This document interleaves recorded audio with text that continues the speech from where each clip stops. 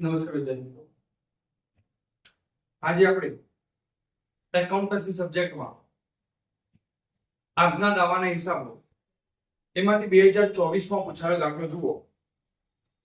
HNGU 2024 માં question number 2, નીચેની વિગતોના આધારે પરિણામિક નુકસાનની ગણતરી કરો.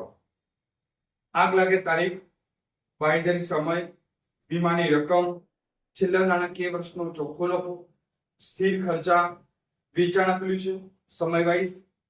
2022 ના વર્ષની સરખામણીમાં 2023 ના વર્ષમાં વેચાણમાં 10% ઘટાડો થશે અને 2022 ના વર્ષની સરખામણીમાં 2023 ના વર્ષમાં વેચાણ પર નફાનો દર 2% ઘટાડો થશે અને આગ બુઝાવવાનો ખર્ચો 2000.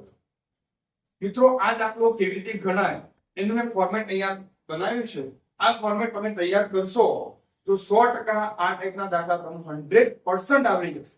તો એના પહેલા આપણે દાખલો ગણતા પહેલા એનું ફોર્મેટ સમજીએ. મિત્રો, મેં આ ફોર્મેટ લખ્યું છે. પહેલું આગ લાગે તારીખ લખવાની, બાંયધરી સમયનો ગાળો, એટલે જે તારીખે આગ લાગી હોય એ તારીખથી જેટલા મહિના હોય એટલા મહિનાનો સમયગાળો અહીંયા લખ. ગયા વર્ષનો તે જ સમયગાળો, આ જે વર્ષ લખ્યું હોય સમયગાળો 3 મહિના હોય કે 4 મહિનાનો સમયગાળો એનો એ જ, પણ ગયા વર્ષ બદલાઈ જશે. 3 સ્ટેપમાં દાખલો ગણાશે. આ 3 સ્ટેપ યાદ રાખો. પહેલું સ્ટેપ જે છે એ ગુમાવેલ વેચાણ એટલે વેચાણમાં ઘટાડો. તો કઈ રીતે ગણાશે વેચાણમાં ઘટાડો? આ સ્ટેપ નંબર 1. જો ગયા વર્ષના બાંયધરી સમયનું વેચાણ, આ જે સમયગાળો હોય એનું વેચાણ તમને આપેલું હશે. જો તમને વધારો ઘટાડો કે તો તમારે એના ઉપર ટકાવારી પ્લસ અથવા માઇનસ કરવાનો. વધારો કે તો પ્લસ, ઘટાડો કે તો માઇનસ. ચાલુ વર્ષના બાંયધરી સમયનું વેચાણ એટલે ગયા વર્ષનું હતું એમાંથી ચાલુ વર્ષનું જે સમયગાળો હોય તમારો બાંયધરી સમયગાળો, આનું વેચાણ તમારે અહીંયા બાદ થશે, તારીખ આપી થશે. એટલે તમને અહીંયા ગુમાવેલ વેચાણ મળશે. આનો ઉપયોગ સ્ટેપ 3 માં થશે. ઓકે, સ્ટેપ 1 નો ઉપયોગ. હવે સ્ટેપ 2 જોઈએ. વેચાણ પર કાચા નફાની ટકાવારી.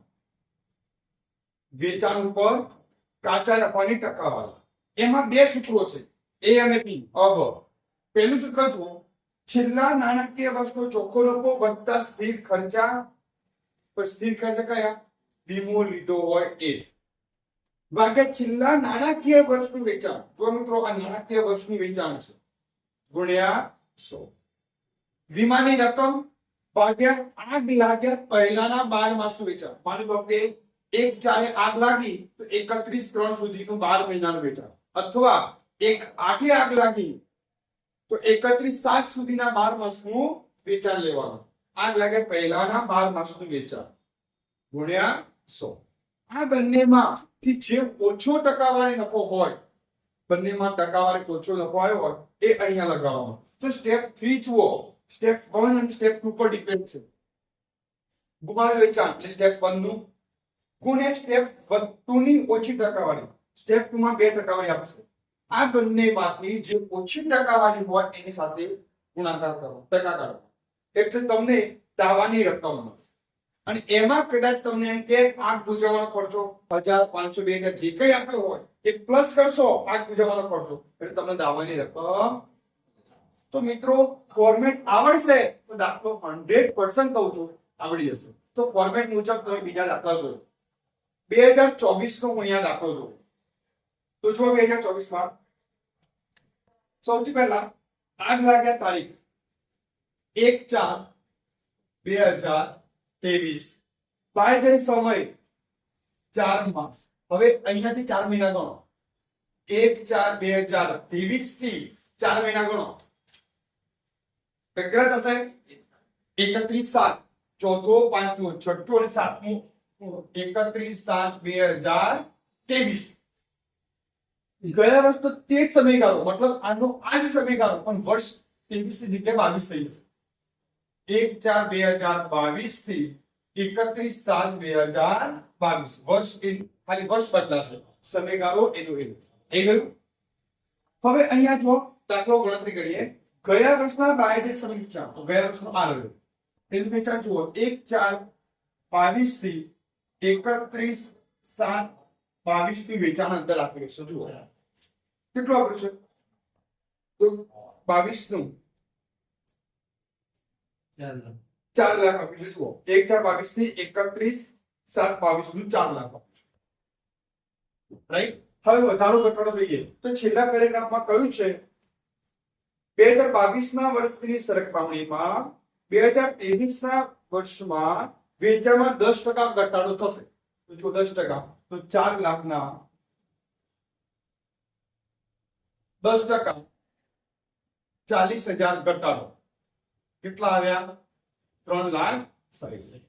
ચાલુ વર્ષના બાયોટેક સમયનું વેચાણ બાદ થશે, તો ચાલુ વર્ષ એટલે આ રહ્યો 1/4/2023 થી 31/7/2023 નું વેચાણ શું અંદર કેટલું આપ્યું છે? 50,000. કેટલા આવ્યા? 3,10,000. તો તમારું પહેલું સ્ટેપ કમ્પ્લીટ થયું. તારીખ પર ચાલવાનું છે. ક્લિયર? હવે બીજું સ્ટેપ જુઓ. વેચાણ પર કાચા નફાની ટકાવારી. પહેલું સૂત્ર, છેલ્લા નાણાકીય વર્ષનો ચોખ્ખો નફો અંદર આપેલો છે. કેટલો આપેલો છે? 44,000. સ્થિર ખર્ચ અંદર આપેલું છે 1,24,000. છેલ્લા નાણાકીય વર્ષનું વેચાણ, છેલ્લા નાણાકીય વર્ષનું વેચાણ એટલે કેવું? તો જુઓ છેલ્લા નાણાકીય વર્ષ 2022 નું, તો 2022 તો જુઓ અંદર 1/1/2022 ની 31/12/2022 કેટલા આપેલા છે? 8 લાખ. 1/1/2022 થી 31/12/2022 કેટલા આપેલા છે અંદર? 8 લાખ ગુણ્યા 100. 44,000 વત્તા 1,24,000 ભાગ્યા 8 લાખ ગુણ્યા 100 કરો. કેટલો જવાબ આવે છે?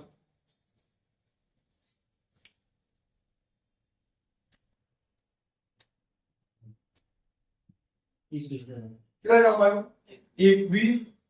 આ તમારો જવાબ આવે પહેલા. હવે બીજાને જુઓ, પણ એમાં એક જુઓ નીચેના પેરેગ્રાફમાં વાંચો. નીચેના પેરેગ્રાફમાં જુઓ 2022 ના વર્ષની સરખામણીમાં 2023 ના વર્ષમાં વેચાણ ઉપર નફાના દરમાં 2% ઘટાડો થશે. તો તમારે એક ઘટાડો પરિણામ થશે.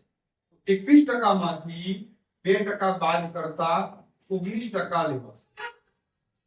કેટલા ટકા? 19%. આ નીચે એક આ ગણ્યા પછી નીચેની ઉપર નીચે ક્યાં માહિતી આપી હોય તો જોવાનું. બી માની રકમ બોલો કેટલું છે? 63. આગ લાગ્યા પહેલાના 12 માસનું વેચાણ. આગ ક્યારે લાગી હતી? 1/4. બરાબર. તો 31/3/2023 પૂરું થાય તો 1/4/2022 થી 31/3/2023 નું વેચાણ જુઓ. 1/4/22 થી 31/3/2023 નું વેચાણ કેટલું આપ્યું છે? 7 લાખ આપ્યું છે. એના 10% અહીંયા તમે જે ઘટાડો વધારો ઘટાડો કર્યો હોય, ઘટાડો છે તો આપણે 10% ઘટાડીશું 70,000 માઈનસ કરશું. જો વધારો કયો હોય અહીંયા વધારો કયો હોય તો પ્લસ કરો, પણ ઘટાડો કયો છે એટલે આપણે પણ અહીંયા આના 7 લાખના 10% 70,000 માઈનસ કરીને 6,30,000 આવશે. તો એક નજર એ પણ રાખવાનો કે જો તમે અહીંયા વધારો ઘટાડો કર્યો હોય અને કર્યો હોય અહીંયા પણ કરવાનો, ના કર્યો હોય તો કરવાની જરૂર નથી. કેટલા આવે? 10%. તો આ તમારું સ્ટેપ 2 કમ્પ્લીટ. હવે સ્ટેપ 3. સ્ટેપ 3 માં ગુમાવેલ વેચાણ એટલે સ્ટેપ 1 નું કેટલું છે? 3,10,000. સ્ટેપ 2 ની ઓછી ટકાવારી 19% અને 10%. બંનેમાંથી ઓછી ટકાવારી કેટલી? 10%. કેટલા આવશે? 31,000. 3,10,000 ની 10% કેટલું? આ ગુજાવાનો ખર્ચો કેટલો આપેલો છે? 2,000 પ્લસ તો 33,000 તમારો જવાબ આવી ગયો દાવાની રકમ. મિત્રો આ HNGU 2024 માં પૂછાયું.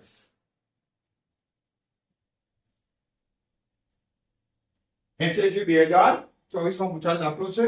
ફરીથી વિડીયો જોજો તો 100% આવડી જશે આ દાખલો.